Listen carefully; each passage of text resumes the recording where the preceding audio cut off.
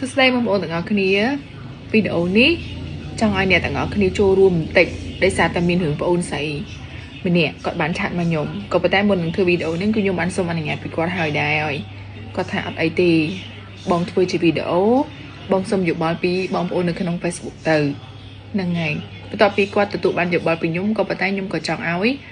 គាត់ទទួលបានយោបល់ពីបងប្អូនដូចគ្នាដែរអីដែលខ្ញុំអាណិតខ្លាំងមែនតើគាត់ចាប់ដៃគ្នាជាមួយនឹងប្តីគាត់ប៉ុន្តែ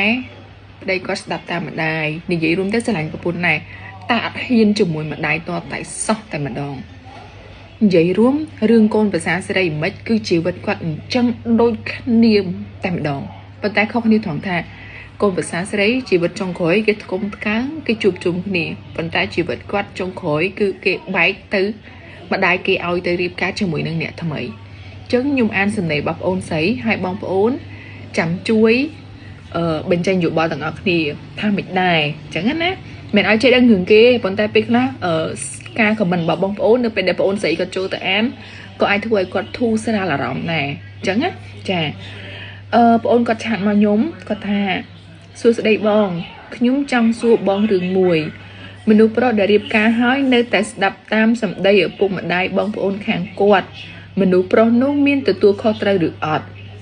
ចង់ធ្វើអ្វីមួយតតែម៉ែឪបងប្អូនគាត់នឹងប្រាប់បានគាត់ហ៊ានធ្វើ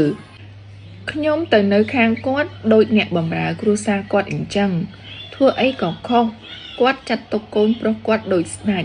បោកខោអាវឲ្យប្រពន្ធម៉ែក្មេកថាអភិសេករកស៊ីអត់ឡើងយកទៅបោកម៉ាស៊ីនថាប្រពន្ធនឹងខ្ជិលនិយាយរួមចាំតែចាប់កំហុសប្តីប្រពន្ធខ្ញុំរៀនចប់សាកលដូចគ្នាការងារក៏ល្អរៀងខ្លួនការបាន5ខែសន្សំបានលុយខ្លះខ្ញុំក៏បបួលគាត់ចាក់ដីឲ្យទាន់នៅដីថោកគាត់ថាចាំសួរម៉ែសិនម៉ែក្មេកខ្ញុំក៏ឆ្លើយថានៅជាមួយគាត់ពិបាកខ្លាំងមែនបានចង់បែកផ្ទះខ្ញុំក៏ស្ងាត់ឈប់និយាយរហូតក្រោយមកខ្ញុំក៏មានកូនបាន2ខែតែកូនអត់លូតលាស់ក៏ត្រូវយកចេញវិញប្តីខ្ញុំក៏ដាំទឹកឲ្យខ្ញុំងូតម៉ែក្មេកខ្ញុំថាយកកូនចេញវាមិនសរសៃខ្ចីដូចគេប្រឹងកើតកូនទេថ្នាក់ថ្នមច្រើនពេកប្តីខ្ញុំក៏ដើរទៅផ្ទះបងគាត់បាត់ខ្ញុំឮហើយខ្ញុំក៏សុំគាត់មកនៅផ្ទះខ្ញុំមួយអាទិត្យដល់ពេលខ្ញុំទៅវិញម៉ែក្មេកខ្ញុំថានៅណាសុកនៅនឹងទៅអញឈប់ទទួលហើយប្តីខ្ញុំអត់និយាយអីទាំងអស់បងថ្លៃស្រីក៏គាត់ថាបើគេមិនពេញចិត្តនៅធ្វើអីទៀតព្រមទៅផ្ទះវិញទៅខ្ញុំឮហើយស្លុតចិត្តណាស់បងខ្ញុំនិងប្តីខ្ញុំនៅភូមិជាមួយគ្នាខ្ញុំក៏មកនៅផ្ទះខ្ញុំវិញតាំងពីខ្ញុំមកនៅផ្ទះខ្ញុំមិនដែលឃើញប្តីខ្ញុំមកសួរថាមិនហើយស្រួលខ្លួនអត់មិនដែលសោះរស់នៅបែកគ្នាបាន6ខែខាងគាត់ក៏ទៅដាក់ពាក្យលែងលះនៅសាលាឃុំដល់ថ្ងៃមួយខាងឃុំឲ្យលិខិតក៏ហៅខ្ញុំមើលហើយហួសចិត្តប្តីប្រពន្ធអត់មានឆ្លោះគ្នាផងមកឈានដល់ថ្នាក់លែងលះគ្នាតែពេលខ្ញុំមកនៅផ្ទះខ្ញុំពួកខ្ញុំតែងតែឆាតរកគ្នាទៅវិញទៅមកគ្រាន់តែមិនហ៊ានសួរនៅនឹងផ្ទះខ្លាចម៉ែគាត់ខឹងខ្ញុំក៏សួរគាត់ថាចង់លែងខ្លាំងមែនបានធ្វើអញ្ចឹងគាត់ក៏ឆ្លើយថាគ្មានជំរឿសទេរហូតរយៈពេល1ឆ្នាំបានយើងលែងគ្នាដាច់គ្រាន់តែលែងគ្នាដាច់3ថ្ងៃក្រោយប្តីខ្ញុំគេភ្ជាប់ពាក្យខាងស្រីគឺម្ដាយគេជាអ្នករើសឲ្យខ្ញុំឈឺណាស់បងខ្ញុំតាក់ទងគ្នាតាំងពីខ្ញុំរៀនឆ្នាំទី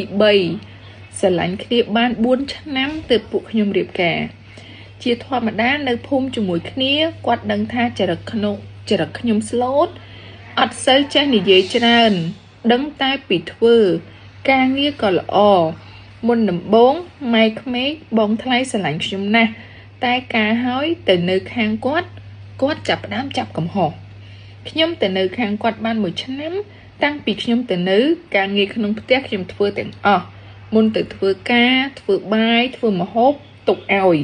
មកពីធ្វើការវិញក៏ធ្វើបាយធ្វើម្ហូបខ្ញុំអ្នកទិញទេតែដល់ខែខ្ញុំឲ្យម៉ែក្មេកខ្ញុំ1ខែ$300ខ្ញុំទើបអាយុ27ឆ្នាំទេ តែរសជាតិជីវិតស្គាល់ច្រើនណាស់បងតាំងពីខ្ញុំការហើយមកអតីតប្តីខ្ញុំគេដប់គូដំណឹងក្រោយនៅមុខផ្ទះខ្ញុំរាល់ថ្ងៃខ្ញុំស្ដាយក្រោយណាស់ដែលជ្រើសរើសយកគាត់មានបរិះច្រើនណាស់ដែលគេចង់បានខ្ញុំសាច់រឿងប្អូនស្រីគឺមានប៉ុណ្ណឹងស្ដាប់ដល់ចុងក្រោយគឺក្តុកក្តួលមែនតើប៉ុន្តែវីដេអូនេះជាយោបល់សម្រាប់ខ្ញុំក្នុងនាមបងជូនទៅអូនប្រាប់ថា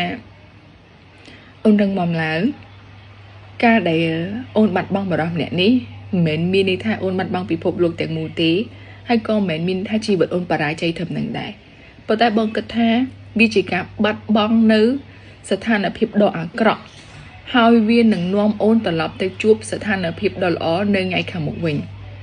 ចឹងអានេះវាអាចជាឱកាសដែលស្រង់អូនចេញពីភក់ស្រង់អូនចេញពីស្ថានភាពដែលរស់នៅក្រោមគំនាបរបស់ម្ដាយក្មេកចឹងអូនមិនចាំខូចចិត្តក៏មិនចាំសោកស្ដាយចាត់ទុកថាជីវិតអ្នកណាក៏មានឧបសគ្គអ្នកណាក៏ធ្លាប់ខុសដែរចឹងទាំងគេទាំងយើងភ្លក់រសជាតិជីវិតហើយបន្តដំណើរទៅមុខទៀតតាំងស្មារតីឲ្យល្អព្យាយាមមើលថែខ្លួនឯងប្រឹងប្រែងក្រោកឈរឡើងធ្វើឲ្យល្អជាងមុនរស់នៅឲ្យល្អជាងមុនបើនិយាយពីប្តីកុំសោកស្ដាយអីព្រោះបើគេស្រឡាញ់យើងគេមិនរស់នៅក្រោមការបង្គាប់របស់ម៉ែក្មេកហើយមួយវិញទៀតគេមិនសវេសវាភ្លាមបែកពីយើងគេទៅភ្ជាប់ពាក្យប្រពន្ធថ្មីចឹងទេចឹងកុំខ្វល់ពីអ្វីដែលបានកើតឡើងកុំខ្វល់ពីមនុស្សដែលមិនដែលឲ្យតម្លៃយើងបោះគេចោលទៅមិនខ្វះមនុស្សល្អនៅលោកគាត់ថាយើងមិនទាន់ជួបឬក៏យើងដើរមិនទាន់ត្រូវអញ្ចឹងបងលើកទឹកចិត្តអូនមានតែប៉ុណ្្នឹងទេអីដែលសំខាន់ចង់ឲ្យអ្នកទាំងអស់គ្នាដែលបានមើលវីដេអូនេះដែលបានអានស្ដាប់សាររបស់បងអូនស្រីហើយជួយបញ្ចេញជាយោបល់លើកទឹកចិត្តដល់បងអូនស្រីទាំងអស់គ្នាពីព្រោះដឹងថាពេលនេះគឺបងអូនស្រីកំពុងតែមានការបាក់ទឹកចិត្តជាខ្លាំងចំពោះបញ្ហាហ្នឹងអរគុណបងប្អូនទាំងអស់គ្នា